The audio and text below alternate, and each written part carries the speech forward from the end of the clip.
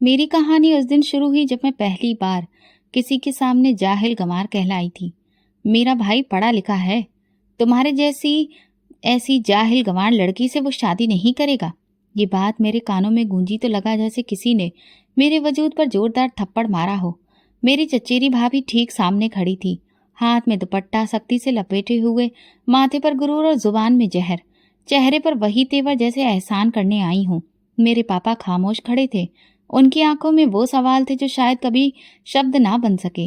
वो सबके सामने झुके हुए हाथ जोड़े खड़े थे। देखो, रिश्ता भले ही तोड़ दो, लेकिन हमारी इज्जत को इस तरह तबाह मत करो। भाभी हंसने लगी, जैसे पापा के शब्द किसी पत्थर से टकराए और लौट आए। गरीबों की इज्जत, ये भी कोई चीज होती है? उनका भाई उमेश, जिससे मेरा रिश्ता तय हुआ था, नजरें चुराकर एक तरफ खड़ा था, जैसे मुझे जानता ही ना हो। ये वही उमेश था जो चुपचाप मुझसे बातें करता था, मुझे किताबें लाकर देता था और वादे करता था कि वो हमेशा मेरा साथ देगा।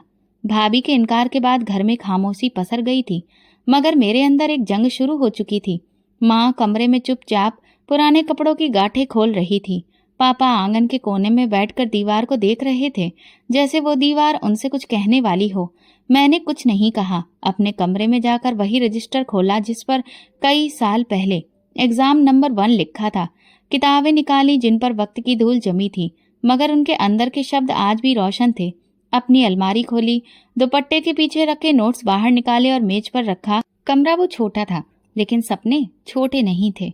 उसी रात नींद आंखों से रूठ गई। पहला पन्ना खोला और कलम उठाई। मैंने कोई दुआ नहीं मांगी, ना कोई वादा किया, सिर्फ एक फैसला किया। अब मेरी पहचान किसी भी मर्द से नहीं, सिर्फ मेरी कामयाबी से जुड़ी होगी। अगले दिन जब मोहल्ले में बात फैली कि उमेश का रिश्ता टूट गया है, तो लोग मुझे देखकर अफसोस की नजरों से देखने लगे। पापा के पास ना नौकरी थी, ना आमदनी का कोई जरिया। माँ सिलाई मशीन पर बैठी रहती थी और मैं सवाल हल करती रहती थी, जिनमें कामयाबी की कोई भी मार्किंग स्कीम नहीं थी। यूपीएससी अब मेरा नया इश्क बन गया था। सुबह सूरज उगने से पहले उठती, पानी से मुंह धोती और आसमान को देखकर दिल में कहती, याद रखना, मैं एक दिन खुद को साबित करके दिखाऊंगी। एग्जाम पास आ रहा था। किताबें कम थी, सवाल ज्यादा। मोहल्ले की चौपाल पर नई नवेली दुल्हनों की हंसी गूंजती थी और नीचे सड़क पर मैं यूपीएससी की पुरानी किताबें ढूंढ रही होती थी। पुरानी किताबों के बाजार से जितने भी सिलेबस की किताबें मिली, मैं सब उठा लाई। कुछ पुराने स्टूडेंट्स से पीडीएफ्स की फाइल ले ली, जो रात को मोबाइल पर डाउनलोड करके पढ़ती थी।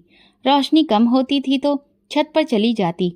चांदनी जब किताब पर पड़ती तो लगता जैसे कोई साथ बैठा है। एक दिन पापा खामोशी से कमरे में दाखिल हुए। मैं एग्जाम की प्रैक्टिस कर रही थी। क्या पढ़ रही हो? सब्जेक्ट का टॉपिक है औरत और तरक्की। पापा कुछ देर चुप रहे, फिर बोले, मेरी मीनाक्षी एक दिन तरक्की की मिसाल खुद बनेगी। मोहल्ले में बातें होने लगी, इसकी उम्र निकल रही है, कोई रिश्ता भी नहीं आता, रिश्ते की क्या जरूरत है अब। मैं छत पर ये सब सुनती, मगर जुबान बंद रखती थी। अब मेरी जुबान सिर्फ अंग्रेजी में पेपर सॉल्व करती थी। मेरे जज्बे का इजहार अब शब्दों में नहीं, कामयाबी में होना था।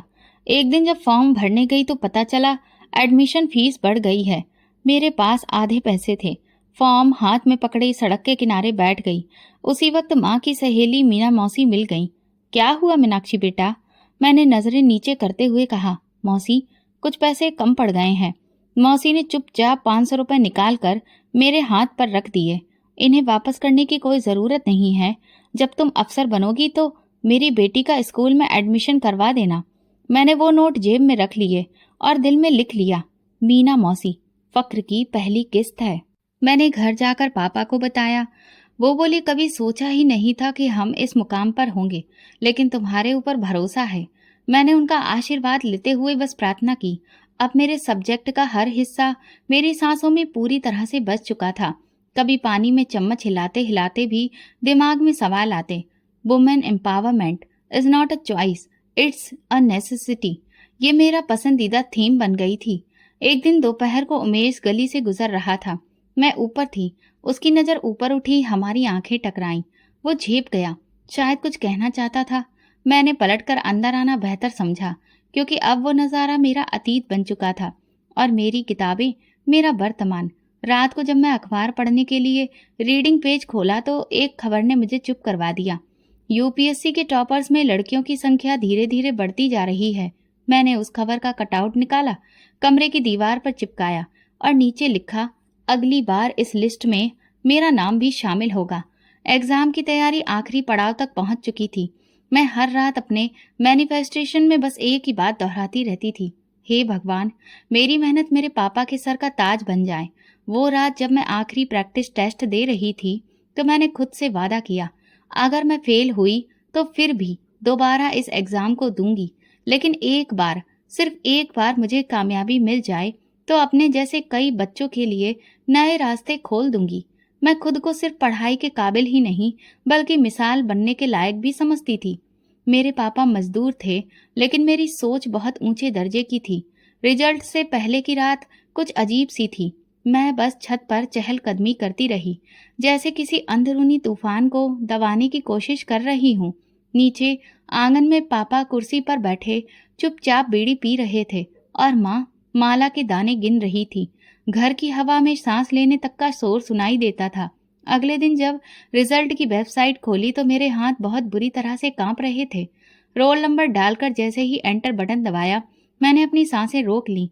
स्क्रीन पर पहला शब्द जो नजर आया, क्वालिफाइड। मेरा दिल जैसे उस शब्द को देखकर धड़कना ही भूल गया था। मैंने स्क्रीन पर झुककर दोबारा देखा, मेरा नाम, मेरा रोल नंबर और रैंक। मेरी आंखें आंसुओं से छलक गईं, लेकिन जो पहली आवाज मेरे मुंह से निकली वो थी माँ। माँ, जल्दी से कमरे में आओ। वो तुरंत भागती हुई आई। उनकी आंखों में सवाल थे। क्या हुआ बेटी? माँ, मैं अफसर बन गई हूँ। माँ तुरंत भगवान के आगे हाथ जोड़कर बैठ गई और फिर उन्होंने मेरे सर पर हाथ फेरा। उनकी आवाज भर आई थी, मेरी बेटी। मेरा मान सम्मान। पापा भी अंदर आए। मेरी तरफ उनकी नजरें पड़ी। वो लगातार मेरे चेहरे की चमक और माथे को देख रहे थे, जैसे वहां पर कोई ताज देख रहे हो।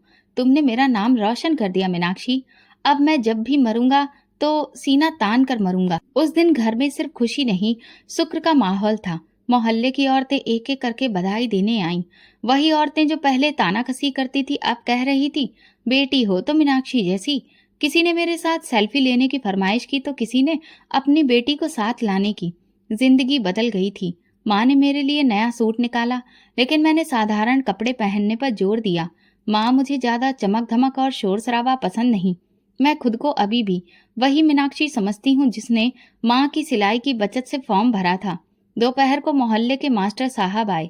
कहने लगे, बेटा, अब बहुत सारी बच्चियां तुमसे सीखेंगी, इसीलिए हम तुम्हें स्कूल में बुलाना चाहते हैं ताकि वे तुम्हें देखकर कुछ बनने का हौसला लें। मुझे वो दिन याद आया जब मीना मौसी ने एग्जाम की फीस के लिए 500 रुपए दिए थे। मैं उनके दरवाजे पर गई और उनके पैर छूकर कहा, आज आपके दिए हुए पैसों ने ही मुझे यहाँ तक पहुँचाया है। आपकी बेटी लीला को मैं स्कूल में एडमिशन करवाने ले जाऊंगी। मेरा पहला काम यही है। उस दिन मैंने अलमारी के नीचे रखा पुराना डिब्बा खोला। उसमें पुराने अखबार के सजे हुए नोट्स और एक खाली अंगूठी का डिब्बा था, वही जो मेरी चचेरी भाभी लेकर आई थी। मैंने उन सबको देखा और दिल में कहा, ये सब चीजें अब मेरे अतीत का हिस्सा हैं, मेरा भविष्य नहीं। रात को माँ चुपचाप मेरे पास आई और बोली, बेटी, तुमने हम सब की प्रार्थनाएं मंजूर करवा दी, पर अब तो नई जिंदगी शुरू होगी। मैंने कहा, माँ, मेरी नई जिंदगी की शुरुआत तब होगी जब किसी मीनाक्षी को दोबारा जाहिल गंवार कहने की हिम्मत कोई ना कर सके। घर के बाहर दिवाली जैसा मंजर था। हमने कुछ नहीं किया था, पर मोहल्ले वालों ने दीवारों पर लाइट्स लगा दी थी। दुकानदार मेरे नाम के बैनर छाप रहे थे। स्कूल के प्रिंसिपल ने बुलाकर कहा, मीनाक्षी, तुम हमारी स्टार हो। अगले साल हमारी एनुअल फंक्शन में तुम्हें हम चीफ गेस्ट की हैसियत से बुलाएंगे। अगले दिन उमेश गली में मिला। वो चुपचाप था, नजर झुकाए हुए, जुबान बंद। मैंने मुस्कुराकर देखा। उसने नजर उठाकर कहा, बधाई हो। मैंने कहा, थैंक यू। अगर तुम ना होते तो शायद मैं इतनी ऊंचाई तक कभी भी नहीं पहुंच पाती। वो कुछ लम्हों तक मुझे देखता रहा, फिर खामोशी से चला गया। एक दिन दोपहर के आसपास दरवाजे की घंटी बजी। मम्मी पापा खाना खाने में व्यस्त थे। मैंने दरवाजा खोला तो सामने वही चेहरा खड़ा था जिसे देखने की मेरी ख्वाहिश मर चुकी थी। मेरी चचेरी भाभी, हाथ में खूबसूरत डिब्बा था, सोने की अंगूठी लिए, दूसरे हाथ में मिठाई की टोकरी, जैसे कोई जीत की खुशी में शामिल होने आई हो। मीनाक्षी, बधाई हो। सुना है कि तुम असिस्टेंट कमिश्नर बन गई हो। अब तो तुम अफसर बन गई हो। बहुत गर्व है मुझे तुम पर। मैं कुछ लम्हों के लिए खामोश खड़ी रही। मेरे दिल में वो दिन धड़कने लगा जब यही दरवाजा इन्हीं भाभी ने ठुकरा दिया था, इनकार करके और ताने देकर। भाभी ने अंगूठी मेरी तरफ बढ़ाते हुए कहा, उमेश अभी तक तुम्हें नहीं भूला है, कहता है कि वो तुमसे ही शादी करेगा। तुम तो हमारी इज्जत हो। पीछे पापा अपनी जगह पर खड़े हुए थे। उनकी आंखें भाभी के कदमों में नहीं, मेरी आंखों में झांक रही थीं, जैसे पूछ रहे हो कि तुम्हारा फैसला क्या है। भाभी ने अंगूठी मेरे हाथ पर रखने की कोशिश की। मैंने धीरे से हाथ पीछे कर लिया और अंगूठी वापस डिब्बे में रख दी। भाभी, जब रिश्ते इज्जत से खाली हो जाएं तो वे सिर्फ अंगूठियां बनकर ही रह जाते हैं। भाभी ने हल्की सी मुस्कुराहट के साथ कहा, देखो वो वक्त कुछ और ही था, अब तो वक्त बदल गया है। हमने बहुत सोचा है, उमेश को भी अब बहुत ज्यादा पछतावा हो रहा है। मैंने नरमी से कहा, नहीं भाभी, वक्त बिल्कुल भी नहीं बदला, वक्त ने सिर्फ मुझे बदल दिया है। मेरे लहजे में न सख्ती थी न नरमी, सिर्फ वो सच था जो कई सालों से मेरे अंदर जिंदा था। भाभी के साथ खड़ी उसकी छोटी बहन ने धीरे से पूछा, दीदी क्या हम यहाँ पर विदाई करने आए हैं? भाभी ने उसे खामोश करवा दिया, लेकिन वो सवाल मुझे अंदर तक काट गया। मैं उस मासूम सवाल को देखती रही और कहा, विदाई वहां होती है जहां इज्जत बसती है, जहां दिल में बराबरी हो। यहाँ वो जगह नहीं रही। भाभी की आवाज में गुजारिश थी, तुमने बहुत तरक्की कर ली है मीनाक्षी, हम तो बस चाहते हैं कि तुम हमारे घर का हिस्सा बनो। मैंने नजर उठाकर कहा, जब मैं कुछ नहीं थी तब आपने मेरा बोझ नहीं उठाया, अब मैं एक मुकाम बन गई हूँ तो आपका गर्व नहीं बनूंगी भाभी। इज्जत का बोझ खाली हाथ उठाते हैं, सोने की अंगूठी से नहीं। वो खामोश हो गई। कुछ लम्हे दरवाजे पर गुजरे जैसे वक्त रुक गया हो। फिर उन्होंने धीरे से कहा, अच्छा जैसा तुम ठीक समझो। मैंने दरवाजा बंद कर दिया। पीछे पलटी तो पापा वहीं खामोश खड़े थे, जैसे हर शब्द सुन चुके हों। उन्होंने मेरे सिर पर हाथ रखकर कहा, मीनाक्षी आज तुमने मेरा सीना चौड़ा कर दिया। जिस दिन तुम्हें इनकार मिला था मेरी कमर झुक गई थी, आज तुमने वही कमर सीधी कर दी। मेरी आंख से एक आंसू बह निकला। अब वो कमजोरी नहीं था, ये वो सुकून था जो फिल्म की तरह मेरे दिल में उतर आया। जब मैंने अंगूठी लेने से इनकार किया, पहली बार जब पोस्टिंग का लेटर हाथ में आया, मैंने खामोशी से उसे खोला। सामने जो जिला लिखा था वो एक ऐसा इलाका था जो मेरे लिए अजनबी था, मगर दिल में अजीब सा सुकून था, जैसे मेरी कहानी का अगला पन्ना यहीं पर लिखा जाना हो। माँ ने लेटर पढ़ा तो आंखों में रोशनी थी। पापा ने हाथ पकड़ा और सिर्फ इतना कहा, बेटी अब तुम सिर्फ हमारी ही नहीं वहां के लोगों के लिए भी मिसाल बनोगी। उस जगह पर पहुंचते ही मुझे पहली चीज जो नजर आई थी वो थी खामोशी। स्टेशन पर ना तो कोई भीड़ भाड़ थी ना शोर, सिर्फ एक ठंडी हवा और सधी रफ्तार से चलती गाड़ियां। सरकारी रेस्ट हाउस में मैंने सामान रखा। अगले ही दिन ऑफिस में प्रेजेंट होना था। सबने गर्मजोशी से मेरा स्वागत किया, मगर मेरी नजर उन फाइलों पर थी जिन पर पुराने मामलों की धूल जमी थी। दूसरे दिन मैंने शहर के नक्शे मंगवाए और एक कोना दिखाया जहां कच्ची आबादी लिखा था। मैंने पूछा, ये क्या है? किसी ने कहा, मैडम वो खाना बदोशों की बस्ती है। वहां ना तो स्कूल है ना क्लिनिक, बस झोपड़ियां हैं, कुछ जानवर, कुछ भीख मांगने वाले लोग। मैंने कहा, वही जगह मैं सबसे पहले जाऊंगी। सब लोग हैरान थे। मैडम वहां जाना आपके प्रोटोकॉल के लिए सुरक्षित नहीं है। मैंने कहा, जब वो सुरक्षित नहीं है तो फिर मैं कैसे हूँ? अगले दिन अपनी जीप निकलवाई तो पुलिस वाले साथ बिठाए और खुद उसे बस्ती की तरफ रवाना हो गई। सड़क खत्म हुई तो कच्ची पगडंडी शुरू हो गई। एक जगह पर गाड़ी रोक दी गई, आगे पैदल जाना पड़ा। झोपड़ियों का नजारा अजीब था। एक तरफ मिट्टी, दूसरी तरफ बच्चों का शोर और बीच में वो खामोश आंखें जो कुछ मांगने की आदी हो चुकी थीं। मैं पहली बार झोपड़ी के अंदर दाखिल हुई। एक छोटी बच्ची जमीन पर बैठी थी। पैरों में जूते नहीं थे और हाथ में टूटा हुआ प्लास्टिक का जग था। वो मुझे देखकर अपनी माँ की तरफ भागी और बोली, माँ क्या ये हमारी नई मालकिन है? मेरा दिल जैसे किसी ने मुट्ठी में ले लिया हो।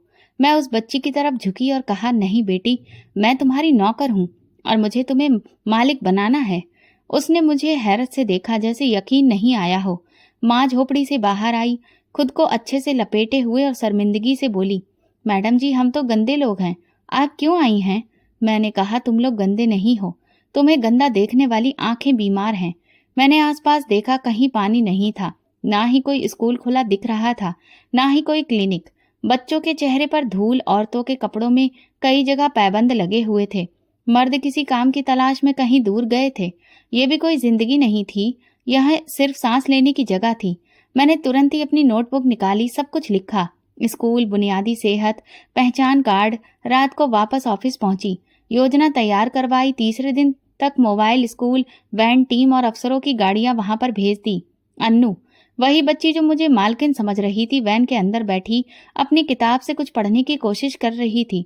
उसकी आंखें चमक रही थीं, जैसे उसे दुनिया मिल गई हो। मैं उसे बाहर लाकर बोली, अन्नू, तुम सिर्फ पढ़ने नहीं आई हो, तुम पढ़ाओगी भी एक दिन। अगले दिन कमिश्नर सर का फोन आया।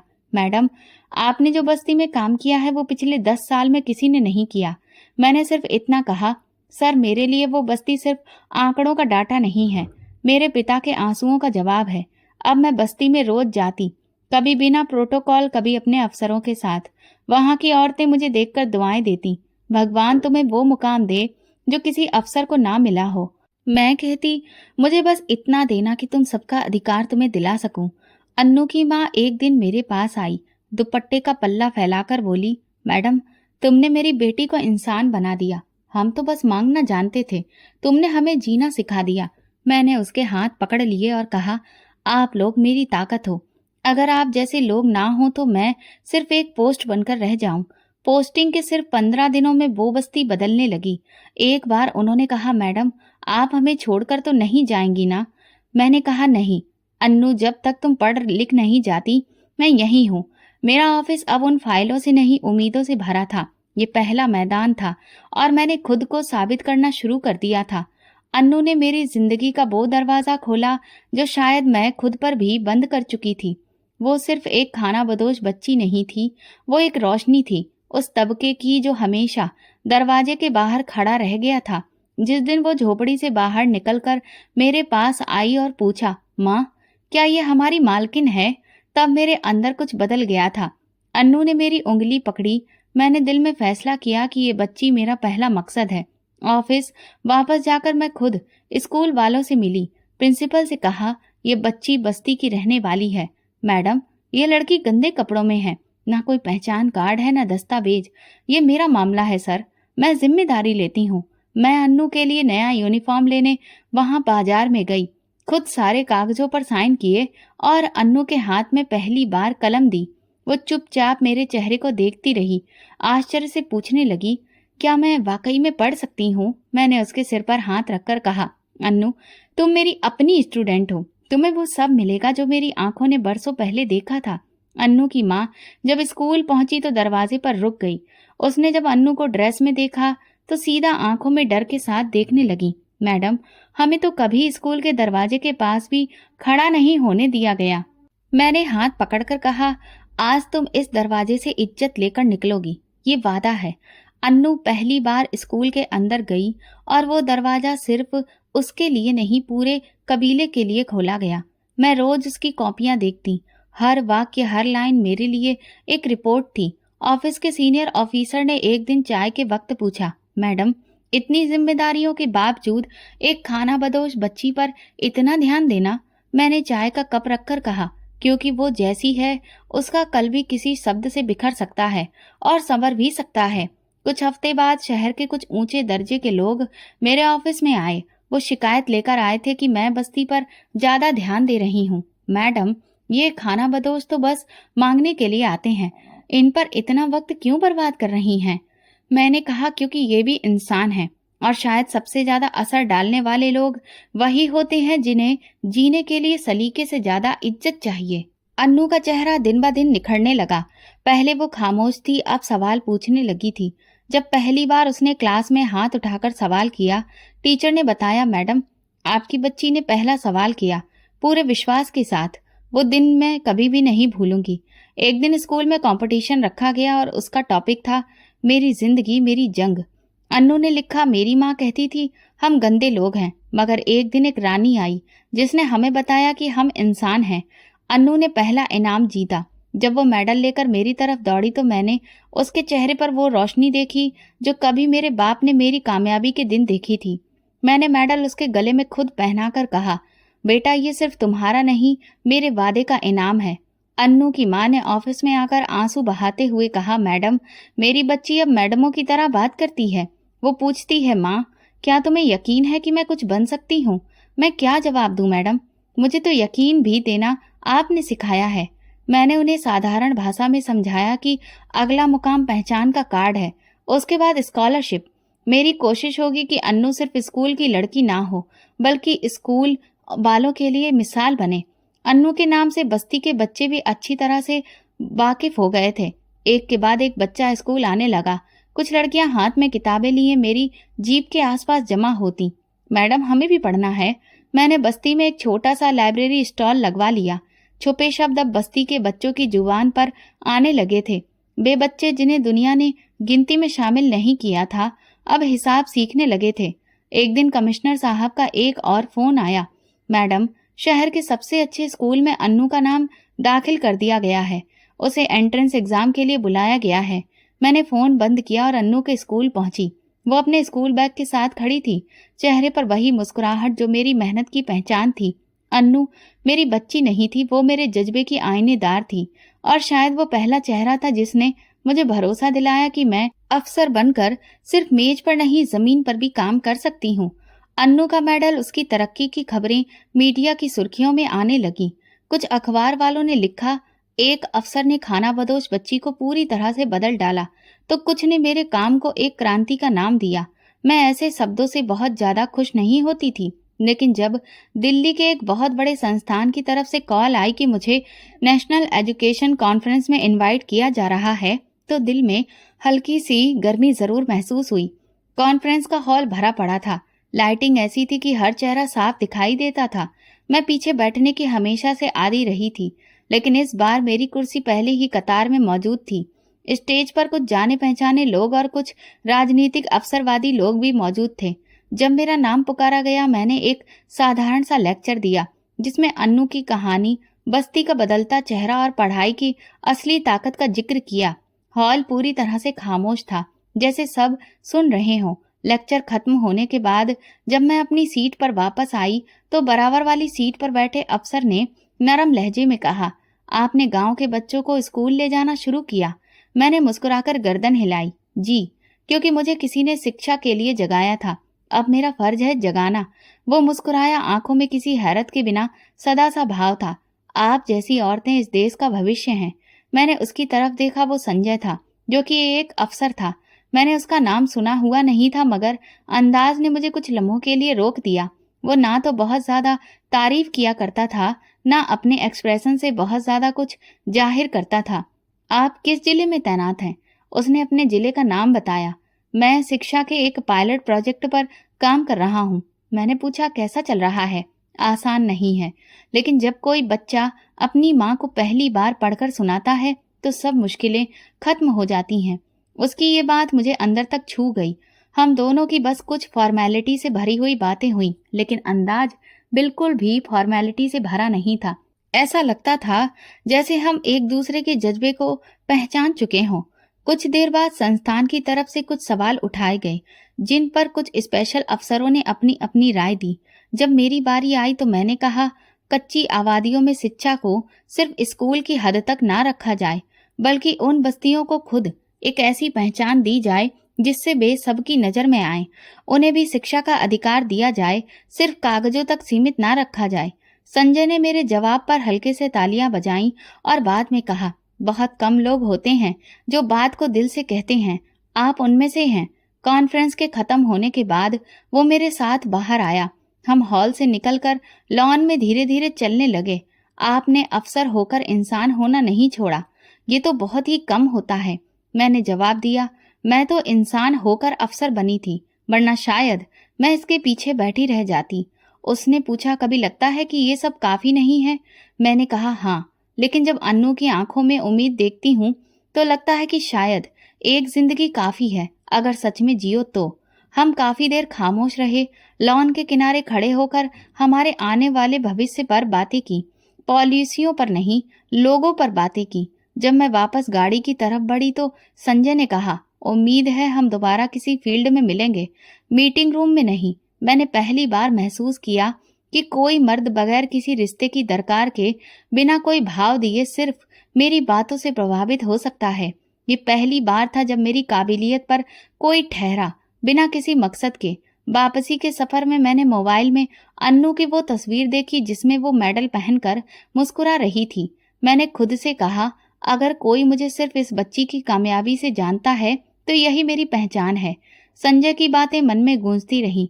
शायद उसकी खामोशी में वो गहराई थी जिसे मैं बरसों से महसूस करना चाहती थी। लेकिन मैं जानती थी अभी मेरे रास्ते में बहुत काम बाकी थे। रिश्ते अगर नसीब में हों तो साथ चलते हैं, और अगर सिर्फ तारीफ का बोझ हो तो फिर दूर रहते हैं। संजय एक अफसर था, मगर शायद पहली बार मुझे अफसर नहीं इंसान की नजर से कोई देख रहा था। अन्नू के स्कूल में एनुअल फंक्शन की तैयारी हो रही थी। मैं बहुत झिझक रही थी, पर दिल में एक अजीब सी राहत महसूस कर रही थी कि कुछ जिंदगियों का रुख बदल रहा था। इसी दौरान ऑफिस में सेक्रेटरी ने आकर जानकारी दी, मैडम, बाहर 2 मेहमान आए हैं। वो अपनी पहचान आपकी भाभी और उमेश के तौर पर करवा रहे हैं। मेरे हाथ में फाइल थी। कुछ लम्हों तक मैं कोई हलचल महसूस नहीं कर पाई, लेकिन फिर जैसे किसी ने सीना चीरकर पुराने जख्म को ताजा कर दिया हो। उन्हें अंदर भेज दो। दरवाजा खुला और वही चेहरे सामने थे। भाभी थोड़ी झुकी हुई थी, गुरूर वाली चाल कहीं पीछे छूट चुकी थी, और उमेश, जिसने कभी नजरें उठाकर मुझसे बात की थी, आज हाथ जमीन पर और नजरें गड़ी हुई थी। मीनाक्षी, उमेश बहुत बदल गया है। भाभी ने बात शुरू की। जब तुम अफसर बनी तो इसका गुरूर टूट गया। अब वो तुम्हें चाहता है, इज्जत देता है और मानता है कि तुम जैसी लड़की से बेहतर कोई नहीं हो सकती। मैं खामोशी से बैठी सुनती रही। भाभी के हाथ में वही अंगूठी थी जो कभी मेरे दरवाजे पर लाई गई थी। यही है वो जो हम दोबारा लाए हैं, लेकिन इस बार नियत और नजर दोनों बदल चुकी है। मैंने उनकी तरफ नहीं देखा, सीधा मेज पर नजरें जमाई, फिर धीरे से सर उठाया और भाभी की आंखों में आंखें डालकर कहा, आप मेरे पिता के सामने हाथ जोड़ने को तैयार नहीं थी। उस वक्त मेरे घर की खामोशी आपको कमजोरी लगी। अब मैं सर झुकाकर किसी का रिश्ता नहीं लूंगी। भाभी थोड़ा पीछे हट गई। अंगूठी का डिब्बा धीरे से बंद किया, जैसे इनकार पहले ही समझ चुकी थी। मैंने उमेश की तरफ देखा। वो अभी भी नजरें झुकाए खड़ा था। उमेश, क्या तुम जानते हो वो दिन मेरी जिंदगी का सबसे टूटा हुआ लम्हा था, जिस दिन तुमने मुझे जाहिल गंवार कहा था। वो दिन आज भी मेरी याद में वैसा ही ताजा है। तुम शायद बदल गए हो, लेकिन कुछ शब्द नहीं बदलते। उसने पहली बार सिर उठाया, धीरे से कहा, मीनाक्षी, मैं शर्मिंदा हूँ। जानता हूँ कि मेरे गुरूर ने बहुत कुछ तोड़ा। गुरूर अगर वक्त पर टूटे तो इज्जत बच जाती है, लेकिन देर से टूटे तो सब कुछ बहा ले जाता है। तुम्हारे लिए शायद अब सिर्फ शर्मिंदगी रह गई है और मेरे लिए जिंदगी का सबक। भाभी ने एक आखिरी कोशिश की। मीनाक्षी, अगर तुम कहो तो हम सबके सामने माफी मांग लेंगे। तुम बस हाँ कर दो, हमारी इज्जत बची रह जाएगी। मैं कुर्सी से उठ खड़ी हुई। भाभी, आपके भाई ने मेरी बेइज्जती को एक वाक्य में ही तोड़ दिया था, और मैं अपनी जिंदगी को कई सालों में संवार पाई हूँ। ये सौदा अब मुझसे नहीं हो पाएगा। उमेश ने एक नजर मेरे कमरे की दीवारों पर डाली, जिन पर रिवॉर्ड्स, सर्टिफिकेट्स और अन्नू की तस्वीरें लगी थी। शायद उसे वो सब दिखाई दिया जो कभी समझ न सका। मीनाक्षी, अगर कभी माफी से कुछ वापस आता तो मैं सब कुछ दे देता, मगर शायद तुमने जो चाहा वो मैं कभी ना समझ सका। मैंने सर हिलाया। माफ करने का मतलब ये नहीं होता कि रिश्ता दोबारा जुड़ जाए। कई बार माफ करना सिर्फ खुद को आजाद करना होता है, और मैं वो कर चुकी हूँ। भाभी ने खामोशी से अंगूठी वापस बैग में रखी और बिना कुछ कहे पलट गई। उमेश दरवाजे पर रुककर पलटा। मीनाक्षी, तुमने जीत लिया है। मैंने कहा, मैंने सिर्फ खुद को हारा नहीं, बाकी सब खुद ब खुद मिल गया। दरवाजा बंद हुआ तो ऑफिस में खामोशी छा गई। मैं खिड़की से बाहर देखने लगी। अन्नू स्कूल से लौट रही थी। हाथ में उसके नई किताबें, चेहरे पर रोशनी थी। दिल में एक अजीब सा सुकून उतर गया, जैसे कोई पुराना कर्ज अदा हो चुका हो। मैं कुर्सी के सहारे सिर टिकाई और धीरे से खुद से कहा, रिश्ते मांगने से नहीं, इज्जत देने से मिलते हैं। और अब मुझे किसी अंगूठी की नहीं, अपने किरदार की मोहर चाहिए। ये वो मुकाम था जब मैंने सिर्फ इनकार नहीं किया, बल्कि खुद को फिर से पूरा पाया। एक दिन ऑफिस में अचानक एंटी करप्शन विंग की टीम पहुंची। आए हुए अफसर ने सैल्यूट के बाद मुझे ये जानकारी दी कि मुझ पर इल्जाम है कि जिले की एक जमीन गैर कानूनी तरीके से अलॉट की गई है, वो भी मेरी मंजूरी से। मैं थोड़ा सा चौंकी। सवाल किया, कौन सी जमीन, किसने अलॉट की, और मेरे दस्तखत कहाँ हैं? वो बस सरसरी अंदाज में बोला, तहकीकात जारी है मैडम। आपको अभी किसी कार्रवाई में घसीटा नहीं जा रहा है, लेकिन आपकी तरफ से सफाई मांगी जाएगी। कुछ देर बाद मुझे फाइल दिखाई गई। मेरे जाली दस्तखत मंजूरी और एक नाम उमेश, जो जमीन का फायदा उठाने वाला था। मैंने वो कागज हाथ में लिया और पहली बार यकीन हो गया कि ये साजिश है, सिर्फ और सिर्फ एक बदला। उसी शाम संजय ने मुझे कॉल की। मीनाक्षी, मैंने खबर सुनी है, तुम्हें अपनी सफाई में कुछ कहना है?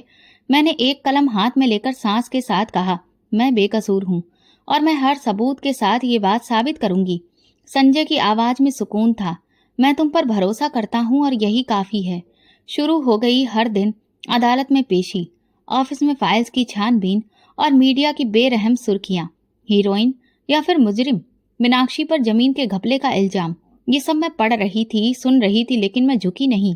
एक एक दस्तावेज, एक एक मीटिंग, हर फोन कॉल, रिकॉर्ड्स मैंने खुद निकलवाया, अपने पुराने सेक्रेटरी को अदालत में पेश किया। ये दस्तखत मैडम के नहीं हैं, स्कैन किए हुए हैं। वो उस दिन छुट्टी पर थी। मैंने दफ्तर की सीसीटीवी रिकॉर्डिंग मंगवाई और अदालत में पेश की। मेरी गैर मौजूदगी के वक्त एक पुराना क्लर्क, जो उमेश के ही पहचान वालों में से था, वही फाइल अंदर लाया था। फिर उमेश का नाम बैंक स्टेटमेंट में जाहिर हुआ। जमीन की खरीदारी एक ऐसे अकाउंट से हुई थी जो उमेश के पिता के नाम पर था। अब सच सामने आ चुका था।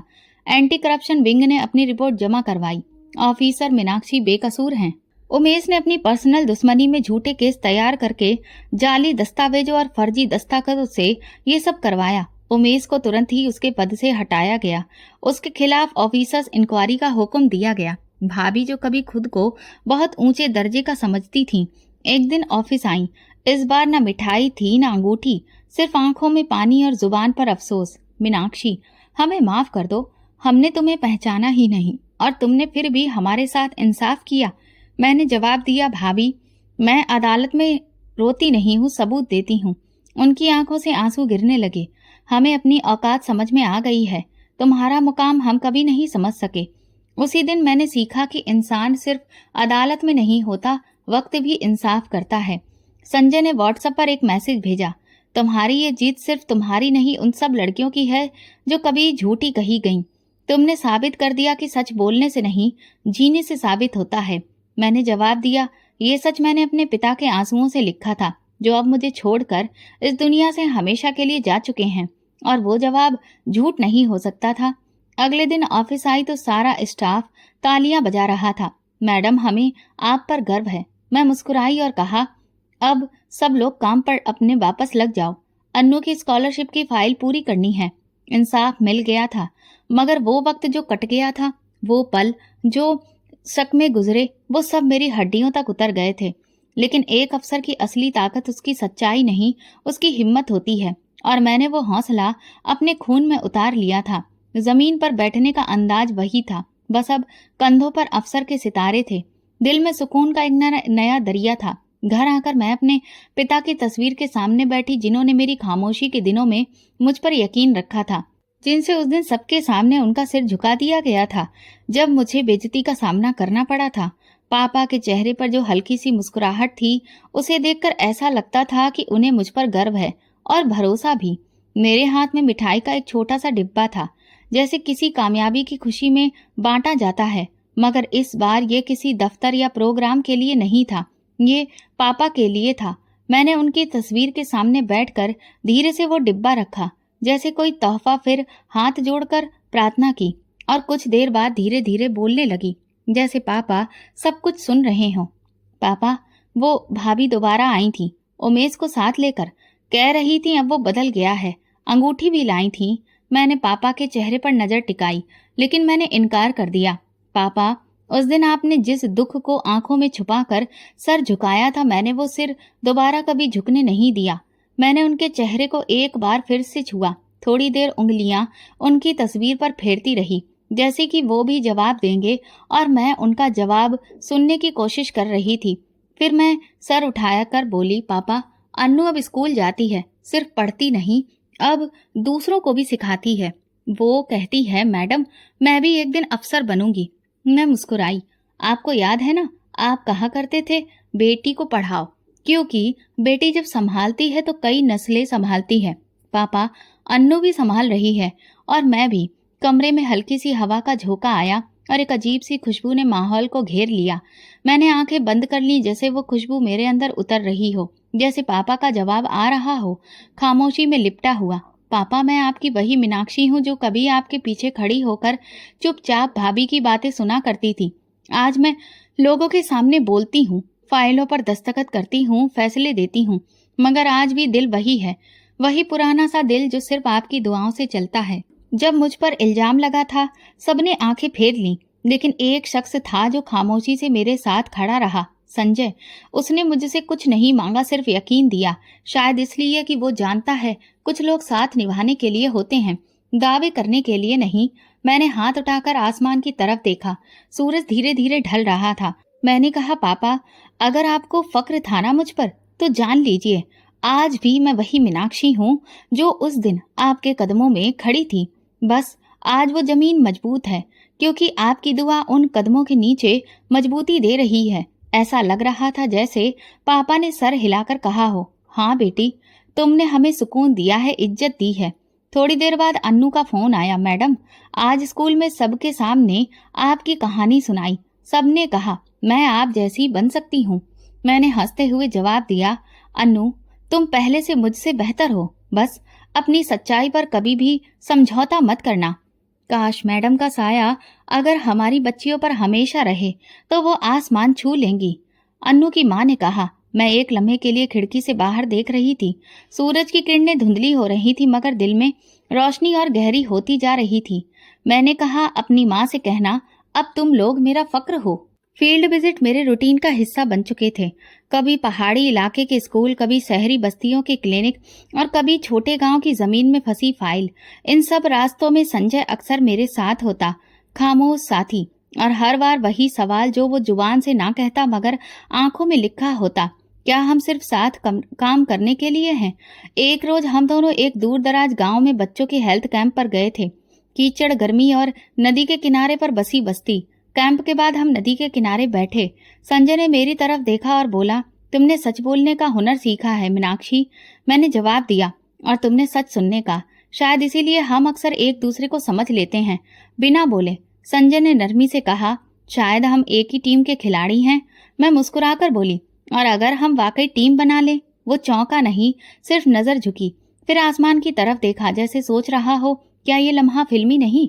अगर हम टीम बन गए तो? उसने धीरे से पूछा, तो शायद ये देश, ये बच्चे, ये बस्तियां और ये थकी हुई मैं एक मजबूत छत के नीचे आ जाएंगे। मेरे दिल में ये सवाल बहुत दिनों से था, मगर तुम्हारी नजरों में कभी वो सवाल ही नहीं था। आज पहली बार तुम्हारी आंखों ने इजाजत दे दी। मैंने नजर नीचे की और धीरे से कहा, शायद मैं हर बार रिश्ते को एक कमजोरी समझती रही, लेकिन अगर दो इंसान मिलकर मजबूत हो जाएं, तो वो रिश्ता बोझ नहीं होता, सहारा होता है। वो सर हिलाकर बोला, मीनाक्षी, ये कोई फिल्मी प्रपोजल नहीं है, ये एक हमसफर, एक हमसाया और एक हमदर्द का खामोश समझौता है। वापसी के सफर में गाड़ी में खामोशी थी, मगर अंदर शोर, वो शोर जो जिंदगी में पहली बार खुशहाली जैसा लगा। हमने कोई तारीख तय नहीं की, कोई वादा नहीं किया, बस एक राज समझ लिया जो शब्दों की मोहताज नहीं थी। ऑफिस वापस आकर संजय ने एक फाइल मेज पर रखी। ये स्कूल का मास्टर प्लान है, हम इस पर पूरी मेहनत के साथ काम करेंगे। मैंने फाइल खोली और दस्तखत किए। अब से हर मिशन एक साथ है। उसी शाम अन्नू ऑफिस में आई, हाथ में तस्वीर, स्कूल का कार्ड, रिपोर्ट। मैडम, मेरे नंबर सबसे ज्यादा आए हैं। मैंने उसे गले लगाकर कहा, अब तुम सिर्फ मेरी स्टूडेंट नहीं, तुम मेरी उम्मीद हो। संजय ने उसे देखा और कहा, यही है असली कामयाबी। लोग कहते हैं कि देश बदलने का सपना देखना पागलपन है, लेकिन तुम दोनों ने वो पागलपन सच कर दिखाया। मैं फाइल हाथ में लेकर सर झुकाकर काम करते हुए बोली, और अब ये पागलपन हमारा मिशन है। संजय ने मेरे लिए चाय बनाई, मेज पर रखी और कहा, जिंदगी में कभी किसी औरत को इतना खुददार, इतनी इज्जतदार नहीं देखा। तुमने मुझे सिखाया है कि इज्जत सिर्फ नाम से नहीं मिलती, कमाई जाती है नियत और सच्चाई से। मैंने चाय का कप लिया और धीरे से कहा, शायद इसीलिए तुम मुझे पसंद आए, क्योंकि तुमने कभी मुझ पर अधिकार जताने की कोशिश नहीं की, सिर्फ मेरा साथ दिया। उसी दिन ऑफिस आम वक्त से देर से बंद हुआ। सब लोग जा चुके थे, सिर्फ मैं और संजय बचे थे। रोशनी धीमी थी और फिजा में खामोश सुकून था। कोई वादा, न कोई ऐलान, मगर दिल जानता था कि अगला सफर अकेला नहीं होगा। अन्नू ने जाते जाते मुझसे कहा, मैडम, अगर आप दोनों शादी कर लें तो आपकी बेटी को पढ़ाने मैं आ जाऊंगी। हम दोनों हंस पड़े। मैंने कहा, अन्नू तुम हमारे स्कूल की पहली प्रिंसिपल बनोगी। वो हंसते हुए चली गई। मैंने संजय की तरफ देखा तो फिर टीम तैयार है? संजय ने कहा, हाँ, मोहर तो तुम्हारी आंखों ने कब की लगा दी थी, अब सिर्फ हाँ तक बाकी है। अब चलो, देर किस बात की। मैंने दिल में कहा, शुक्र है इस बार रिश्ता जबरदस्ती का नहीं, मंजूरी का है। अन्नू का यूनिवर्सिटी में पहला दिन था। वो नई यूनिफॉर्म में बैग कंधे पर डाले मेरे सामने खड़ी थी। मैडम, डर लग रहा है, सब लोग नए हैं। मैंने उसका हाथ पकड़ा। तुम वो हो जो कीचड़ से निकलकर किताबों की दुनिया में आई हो। तुम नई नहीं हो, मिसाल हो। अन्नू ने हल्का सा हंसते हुए कहा, फिर आप भी तो मेरे साथ चलिए। मैं मुस्कुराकर बोली, आज तुम्हें अकेले चलना है ताकि कल किसी और को साथ लेकर चल सको। उसी हफ्ते मेरी जिंदगी का एक और फैसला सामने आया। संजय और मैंने शादी का फैसला किया। साधारण, साफ और शांत कार्यक्रम, ना कोई दहेज, ना कोई गोल्ड का सेट। पंडित जी के सामने बैठे हुए साधारण साड़ी में कुछ गवाह, दो लोग जिन्होंने जिंदगी का हर मोड़ सच्चाई से गुजारा था। शादी का रिसेप्शन किसी होटल या शादी हॉल में नहीं, बल्कि पुराने सरकारी लाइब्रेरी के गार्डन में रखा गया, वहीं जहां हम दोनों ने पहली बार एक स्कूल के प्लान पर चर्चा की थी। मैंने लाल रंग की साड़ी पहनी थी और संजय ने नीले रंग का कुर्ता। सादगी ही हमारी पहचान बन चुकी थी और हमने वही अपनी पोशाक में भी अपनाया। मेहमान ज्यादा नहीं थे, भाभी नहीं आई और ना ही उमेश, लेकिन वे लोग आए थे जिन्होंने दिल से हमें अपनाया। अन्नू, उसकी माँ और वे सारे बच्चे जो आज मुझे अपना रोल मॉडल मानते थे। शादी के बाद अन्नू की माँ मुझे गले लगाकर रो पड़ी, मैडम, भगवान ने हमें बहुत इज्जत दी। हमने कभी सोचा ही नहीं था कि आप हमारी बेटी बन जाओगी। मैंने उनका हाथ पकड़कर कहा, आप वो पहली औरत थी जिन्होंने मुझे बिना खून के अपना कहा था। आज वही रिश्ता असली है। नए घर का सामान कुछ भी नया नहीं था। हमने पुराने कमरों को साफ किया और उनमें रोशनी डाली जैसे दिल में रोशनी थी। संजय बोला, असली नयापन दिल में होता है, चीजों में नहीं। अन्नू की यूनिवर्सिटी की पहली फीस मैंने संजय से छुपा कर दी, लेकिन जब उसे पता चला तो वो कहने लगा, वो हमारी दोनों की बेटी है, तुम मुझसे क्यों छुपाती हो? मैंने कहा, आदत है सब कुछ खुद करने की। उसने मुस्कुराकर कहा, अब आदतें बांटने का वक्त है। शादी के बाद मैंने अपने पिता के नाम से एक नई स्कीम शुरू की। ये स्कीम उन बच्चियों के लिए थी जो अपनी पढ़ाई अधूरी छोड़ देती थी, सिर्फ इसलिए कि उनके पापा के पास फीस नहीं होती थी। हर कामयाब लड़की का नाम उस लिस्ट में शामिल किया गया जिसे कभी किसी ने रद्द कर दिया था, जैसे मुझे किया गया था। एक दिन अन्नू ने कहा, मैडम, आपने सब कुछ जीत लिया, इंसाफ, मोहब्बत, सब कुछ। मैंने कहा, नहीं अन्नू, सब कुछ नहीं, वो चौंकी। तो क्या बाकी है? मैंने आसमान की ओर देखा। पापा के आंसू। मैं उन्हें लौटा तो पाई हूँ, बस वही काफी है। मैं संजय के साथ पापा के कमरे में गई।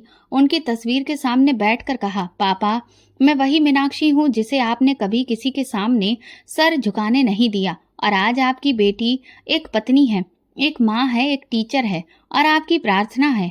संजय दूरी पर खड़ा रहा। उसने मुझे अकेले में वक्त दिया जैसे हमेशा देता था।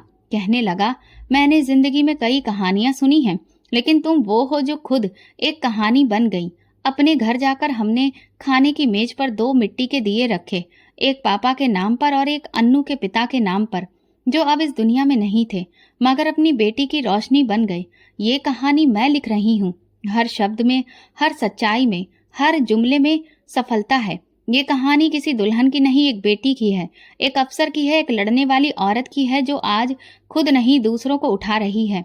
और हाँ, मैं वही मीनाक्षी हूँ जिसके बाप ने हाथ जोड़े थे और जिसने उन हाथों की लाज रखी। यही अंजाम है और यही शुरुआत। तो दोस्तों, अगर आपको हमारी कहानी पसंद आई हो तो कमेंट करके जरूर बताएं। वीडियो को लाइक करें और ज्यादा से ज्यादा शेयर करें। अगर आप चैनल पर नए हैं तो सब्सक्राइब जरूर करें और नोटिफिकेशन बेल दबाएं ताकि अगली अपडेट सबसे पहले आपको मिले। धन्यवाद।